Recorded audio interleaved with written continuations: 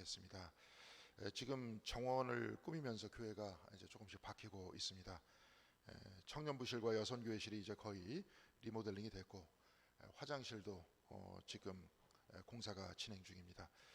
이제 우리가 함께 꾸밀 정원과 함께 우리 교회가 우리 모두는 물론 마을 분들 모두 평화와 쉼을 가질 수 있는 아름다운 교회로 발돋움하기 위해서 많은 분들 노력해 주고 계십니다. 우리 교회의 정원을 꾸민다는 것은 우리 교회 앞마당이 아름답게 변하자 이렇게 한 것만이 아닙니다. 서울시에서 하는 공동체 정원 프로젝트에서 지원을 받아서 그렇게 하는 겁니다. 공동체 정원이란 한마디로 마을 정원입니다. 우리 교회의 정원이 아니라 이곳 공덕동의 정원이 되는 거죠. 그리고 우리 교회는 정원 안에 교회가 되는 겁니다. 원래 전문가는 아니었지만 저는 교우들과 화분을 사 모으고 그 나무들을 지켜보면서 색깔과 모양이 같지 않은 꽃들은 어디 갖다 놔도 아름답다는 것을 저는 새삼 깨달았습니다. 서로 다른 모양의 나무와 꽃들이지만 모아놓으니까 그냥 있는 그대로 아름다웠습니다. 여러분들도 잘 아시겠지만 교회 앞에 가로수는 플라타너스였습니다. 공해에 강하고 금방 크고 무성하게 자란다고 해서 또한 그렇게 해서 사람들에게 그늘을 제공해 준다고 해서 과거에는 서울 시내에 있는 가로수 전체가 다 플라타너스였습니다. 요즘에는 이런 가로수도 바뀌고 있습니다. 봄이면 흰 꽃이 피는 이팝나무도 있고, 가을에 거리를 노랗게 물들이는 은행나무가 있고, 시골에는 느티나무나 미루나무도 가로수로 사용되고 있습니다. 다양하게 심겨졌다고 해도 그렇지만 나라에서 하는 일이라는 게 일괄적이라는 것은 어쩔 수 없는 일인 것 같습니다. 우리 공덕교회 앞에는 노란 은행나무나 아니면 이팝나무가 어울릴 것 같기도 하고, 아니면 연두색 잎이 나오는 황금 느티나무가 예쁠 것 같기도 합니다. 그렇게 크게 자라나지도 않는데 연두색 잎이 예쁘니까 교회 벽돌 모양과 잘 어울리겠죠. 그런데 나라에서는 이런 개개인의 사정을 두지 않고 일괄적으로 행정을 처리합니다. 1492년 스페인의 살라만카에서 안토니오 네브리아라는 학자는 이사벨라 여왕에게 스페인어 문법책을 하나 헌정했습니다. 당시까지 스페인어 문법책이 없었는데 이 책의 서론에서 저자 네브리아는 이렇게 쓰고 있습니다. 언어라는 것이 항상 제국과 밀접한 관계가 있다는 것을 나는 확실히 깨달았다. 중세 스페인의 세계력을 쓴 헨리 카멘은 언어와 제국은 한 몸이다 이렇게 이야기했습니다. 식민지를 제국의 언어로 만드는 것이 통제의 시작이다 또한 이렇게 말했습니다. 과거 스페인의 식민지였던 아르헨티나와 멕시코, 칠레는 지금도 스페인어를 사용하고 있고, 포르투갈의 식민지였던 브라질은 역시 포르투기를 쓰고 있습니다. 남미의 원주민을 인디오라고 하죠. 과거 남미는 그들이 주인이었는데 이들은 이미 그들의 언어를 다 잊어버렸습니다. 그건 미국도 마찬가지입니다. 그곳은 네이티브 아메리칸, 곧 인디언들의 나라였습니다. 이들 역시 극소수를 제외하고는 자기 고유의 언어를 다 잊어버렸습니다. 언어는 곧 제국이며 제국은 곧 언어다. 맞는 말인 것 같습니다. 왜 영어가 세계 공용어가 됐겠습니까? 과거 영국이 세계 최강의 국가였다가 지금 미국이 그 바통을 이어받아서 그런 것 아니겠습니까? 언어는 제국과 밀접한 관계에 있는 겁니다. 그런데 오늘 우리가 읽은 사도행전의 말씀을 보니까 성령께서 하시는 말씀은 제국의 언어와 전혀 다르다는 것을 알 수 있습니다. 오늘 사도행전 2장 7절에서 8절까지는 이렇게 말씀하고 있습니다. 다 놀라 신기하게 여겨 이르되 이 말하는 사람들이 다 갈릴리 사람들이 아니냐. 우리 각 사람이 난 곳 방언으로 듣게 됨이 어찌 됨이냐. 그리고 사도행전 2장 9절에서 11절에는 각 사람의 지방이 언급되어 있습니다. 바데인과 메데인과 엘람인과 또 메소포타미아, 유대와 갑바도키와 본도와 아시아 부르기아와 밤빌리아, 애굽과 및 구레네에 가까운 리비아 여러 지방에 사는 사람들과 로마로부터 온 나그네 곧 유대인과 유대교에 들어온 사람들과 그레데인과 아라비아, 이들이 그들이었습니다. 세어보니까 14개의 다른 언어를 사용하는 사람들이 그곳에 있었고, 이들은 우리 각 사람이 난 곳 방언으로 듣게 됨이 어찌 됨이냐 이렇게 말하면서 놀라워했습니다. 그런데 오늘 본문을 보니까 사람들이 놀랐던 것은 제자들이 방언을 말했다는 것보다 우리 각 사람이 난 곳 방언으로 듣게 되는 것이 어찌 됨이냐, 곧 방언으로 듣게 되었다, 바로 이 지점에서 놀랐다는 것을 알 수 있습니다. 제자들이 방언을 해서 놀란 것이 아니라 자신이 알아듣게 돼서 놀랐다는 겁니다. 오순절 사건의 초점은 사실 말하는 이 사람들보다 듣는 사람들이 중심이었다는 겁니다. 오늘 본문 사도행전 2장 2절에서 3절까지 바람이 불고 불의 혀처럼 갈라져 각 사람의 머리 위에 성령의 불이 임했다, 이렇게 말씀하고 있습니다. 그러니까 하나의 불이 혀처럼 갈라져서 각 사람의 머리 위에 임했다는 겁니다. 사도가 11명 있었으니까 11개의 다른 불이 하늘에서 내려온 것이 아니라 하나의 불이 내려왔는데 갈라져서 각 사람의 머리 위에 임했다는 겁니다. 그리고 4절을 보니까 그들이 다 성령의 충만함을 받고 성령이 말하게 하심을 따라 다른 언어들로 말하기를 시작하니라, 이렇게 말씀하고 있습니다. 그렇다면 하나의 성령께서 각 사람에게 갈라져서 임했듯이 베드로의 선포가 14개의 서로 다른 언어로 갈라져 나갔다는 말씀이겠습니까? 이것은 현실적으로 가능한 말씀이겠습니까? 혹여 10명의 다른 사도들이 사람들 사이에 서서 각자의 방언으로 베드로의 설교를 통역했겠습니까? 이런 상상은 말씀에도 나와 있지 않고 현실적으로도 불가능합니다. 사도행전 2장 41절에 베드로의 설교를 듣고 회개하고 돌아간 자가 하루에 3천이라고 했는데 그들 사이에서 이렇게 통역한다는 것이 가능하겠습니까? 불가능합니다. 그런데 오늘 말씀을 말하는 사람 중심으로 본문을 해석하지 않고 듣는 사람 중심으로 본다면 우리는 이 말씀의 숨은 뜻을 알아낼 수 있습니다. 영국의 철학자 비트겐슈타인에 의하면 세계는 언어로 구성되어 있다고 하면서 언어의 한계는 세계의 한계라고 이야기했습니다. 내가 아는 것만큼 세계를 알 수 있고 내가 아는 것은 언어를 통해서만 알 수 있다는 말이죠. 쉽게 말해서 여러분 생각할 때 영어로 생각하십니까?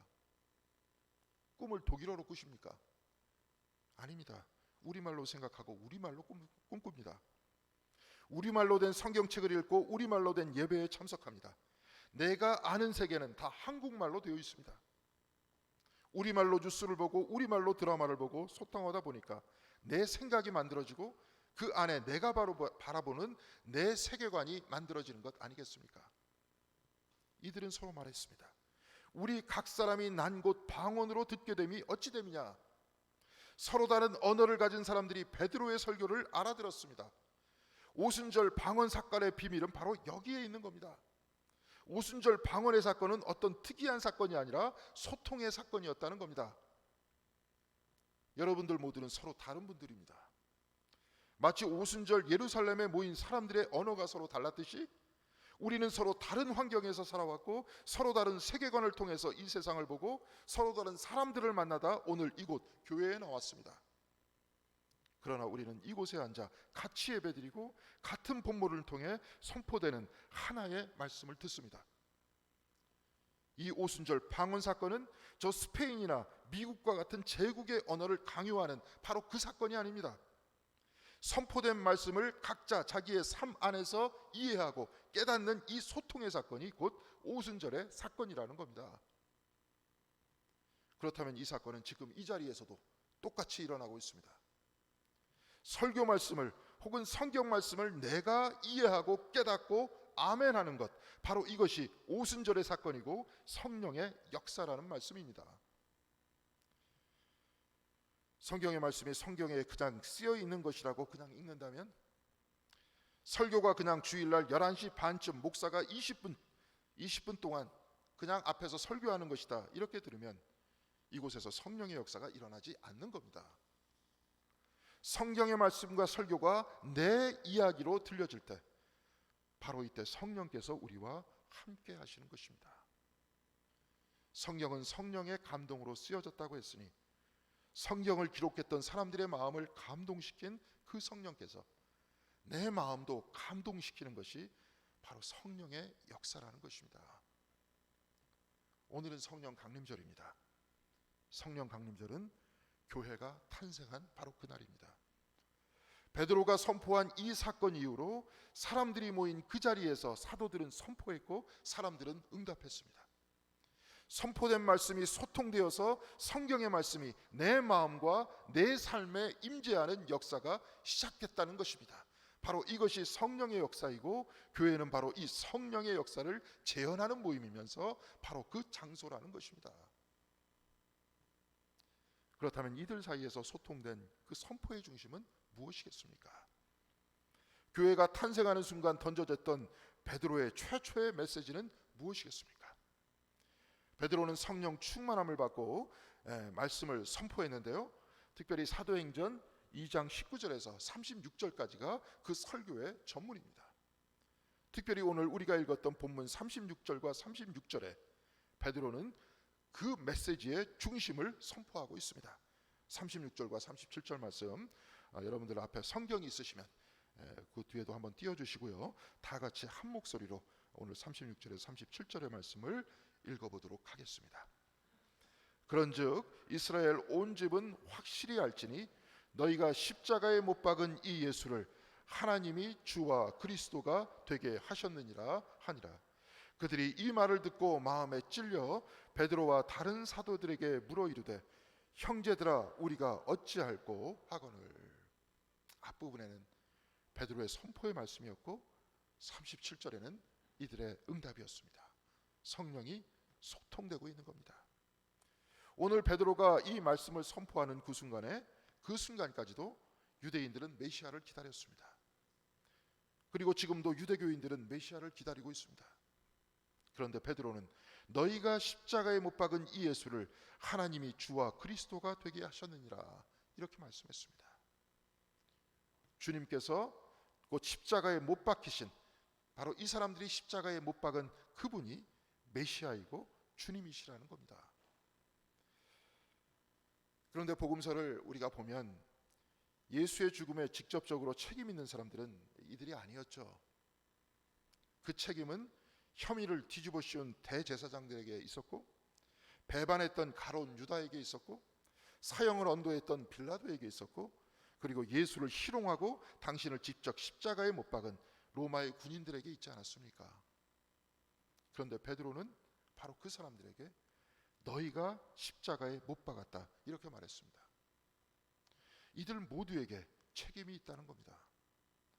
우리는 그 군중들이 마치 빌라도와 제사장들이 벌인 인민재판의 선동에 넘어간 순진한 사람들이라고 알고 있지만 베드로는 바로 이들 안에 있는 죄의 속성이 예수를 죽였다고 고발하고 있습니다.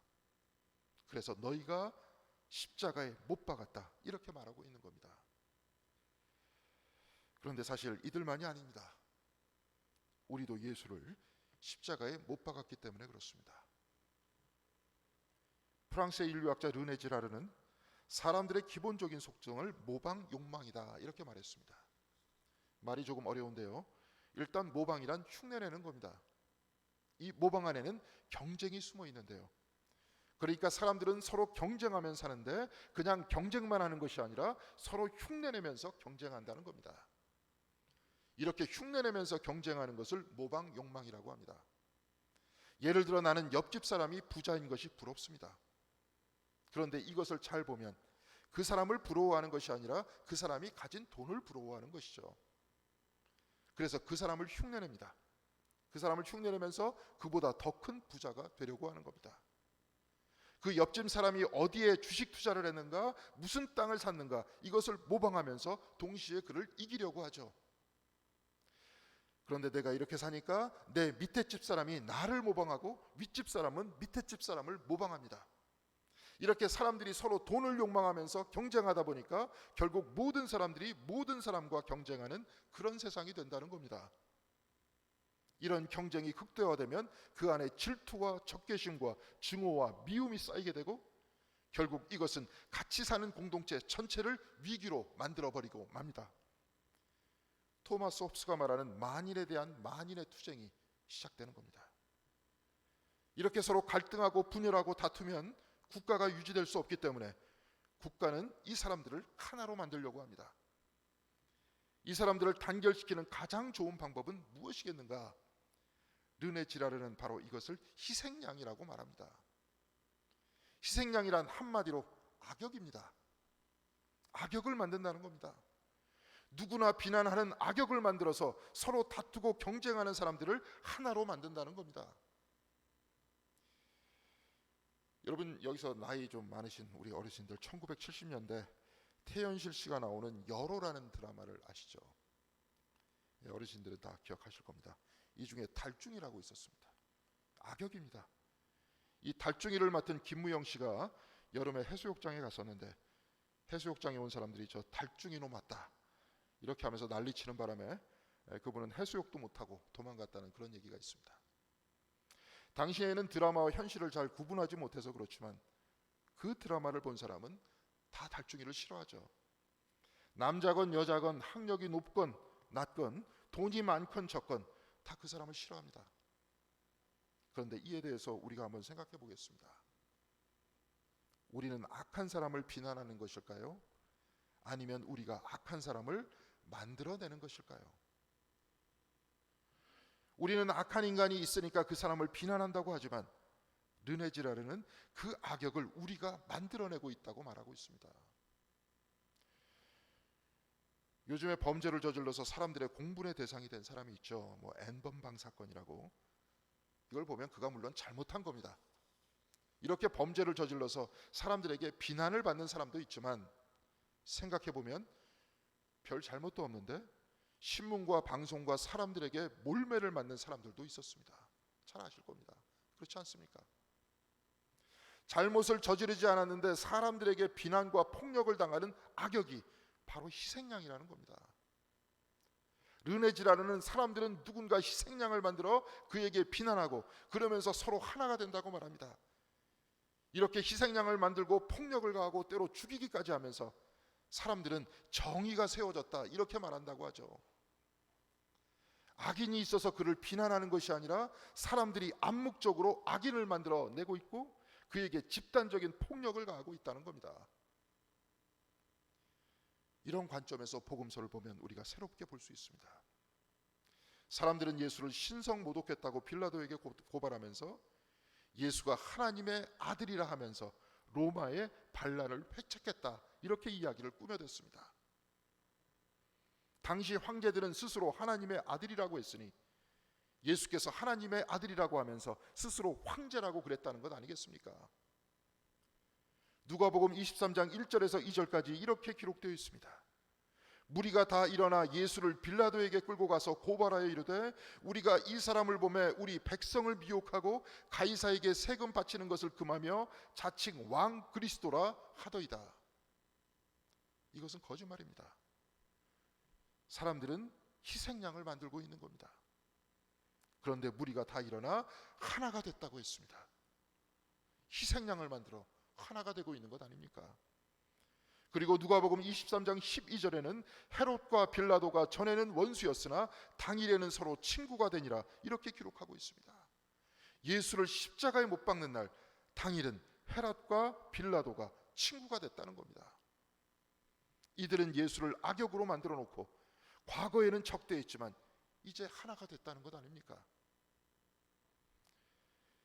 예수께서는 이런 희생양 만들기에 의해서 돌아가셨습니다. 그런데 이런 희생양 만들기가 2000년 전 예루살렘에서만 있었겠습니까? 르네 지라르에 의하면 이런 희생양 만들기는 인류 역사 안에서 항상 있어 왔다고 말하고 있습니다. 2차 대전 때 히틀러는 유대인들을 희생양으로 삼았습니다. 그래서 600만의 유대인들을 학살했습니다. 이런 학살은 지금도 지구촌 곳곳에서 일어나고 있습니다. 다른 나라를 쳐들어가면서 신앙이 다른 사람들을 죽이면서 이것이 정의다라고 그들은 말하면서 하나 되고 있지 않습니까? 우리는 때로 동료들을 왕따로 만들고 때로 고문관이다 하고 손가락질하고 신문지상에서 악역을 만들어내고 비난하고 비판합니다. 그리고 이렇게 하는 것이 정의라고 말하고 있습니다.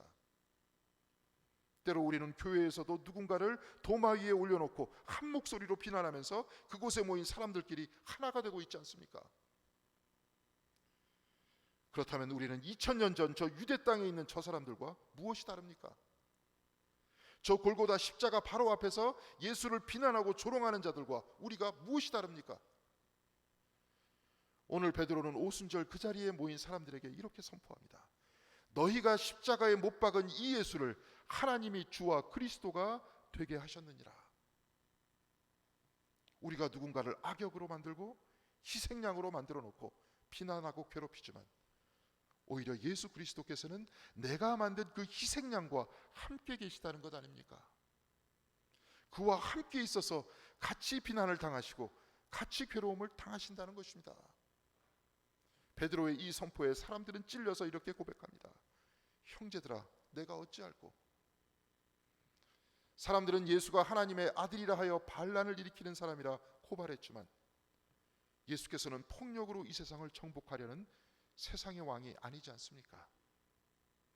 예수께서는 십자가를 지시고 고난당하시면서 우리의 마음이 찔리기를 원하시는 것 아닙니까? 우리의 양심이 성령의 역사를 통해서 깨어나기를 원하시는 것 아닙니까? 그래서 내 죄를 깨닫게 하기를 원하시는 것 아니겠습니까? 이들이 마음에 찔려 어찌할 바를 모를 때 베드로는 이렇게 말합니다. 회개하여 각각 예수 그리스도의 이름으로 세례를 받고 죄사함을 받으라. 그래야면 성령의 선물을 받으리니. 내 죄를 깨닫고 회개하는 그 사람에게 하나님께서는 처벌과 정죄를 하지 않으시고 성령을 선물로 주신다고 했습니다. 사랑하는 성도 여러분, 오늘은 교회의 탄생일입니다. 성령께서 활동하시는 교회에서 성령께서는 자신의 죄를 깨닫고 회개하게 하십니다. 그러니 이곳은 정죄하는 곳이 아니고 용서하는 곳이고 또한 회개하는 곳입니다. 하나님께서 우리를 용서하고 성령을 선물로 주시는데 우리가 누구라고 용서하지 않고 정죄할 수 있겠습니까? 우리는 다투고 경쟁하는 그 모방 욕망 안에서 여태까지 살아왔습니다. 서로 소통되지 못한 삶 속에서 나 혼자 남에 대해서 생각하고 분노하고 슬퍼하고 가슴 아파했습니다. 그러나 성령께서는 우리 모두에게 돌이키게 하십니다. 참회하고 돌이키는 그 자리에 성령께서 함께 하시고 그 순간 우리는 나 중심의 사람이 아니라 성령의 사람이 되는 것입니다. 사랑하는 성도 여러분, 오늘은 교회가 탄생한 날입니다. 교회는 강압적이고 누르는 곳이 아니라 성령께서 서로와 서로를 소통하게 하는 바로 성령님이 함께 하시는 그곳입니다. 교회는 예수 그리스도를 선포하는 것이고 그리스도를 통해 나 자신의 죄와 한계를 깨닫고 회개하는 곳입니다. 이로써 교회는 성령을 선물로 받아 성령 안에서 변화되는 곳입니다. 베드로의 선포에 중생을 체험한 그 처음 교회처럼 이제 우리 공동교회가 성령이 충만한 교회가 되기를 바랍니다. 성령께서 우리 공동교회와 여러분들 각자의 삶에 충만하게 임재하셔서 여러분들 모두에게 성령의 열마가 열리고 여러분들 주변이 항상 회개와 용서함과 평화와 사랑이 가득 찬 성령의 역사가 충만한 여러분들의 삶과 우리 교회가 되기를 주님의 이름으로 간절히 기원드리겠습니다. 기도하시겠습니다. 2000년 전 예수 그리스도의 생명이 되시고 베드로의 입을 통해서 사람들 사이에 운행하시고 이들 사이에 소통하셔서 우리 양심을 깨우신 성령님, 오늘 우리 공동교회에도 임하셔서 말씀을 깨닫게 하시고 우리의 양심을 깨워 주시옵소서. 우리들 모두 주님을 십자가에 못 박은 장본인임을 깨닫게 하시고 우리들 사이에 미움과 다툼과 경쟁을 제하여 주시옵시며 오직 사랑으로 충만한 삶을 살게 하여 주시옵소서. 코로나19로 인해 힘든 하루하루를 보내고 있습니다. 주여, 우리 모두의 마음을 위로하여 주시옵시고 우리의 삶을 붙들어 주시어서 또한 우리가 이 힘든 시기를 지날 때에도 성령님께서 도와주시는 방향에 따라 말씀으로 또한 그 은혜로 극복할 수 있는 우리 이 시기가 될 수 있도록 주여 인도하여 주시옵소서. 이 모든 말씀 우리 주 예수 그리스도의 이름으로 기도드렸습니다. 아멘.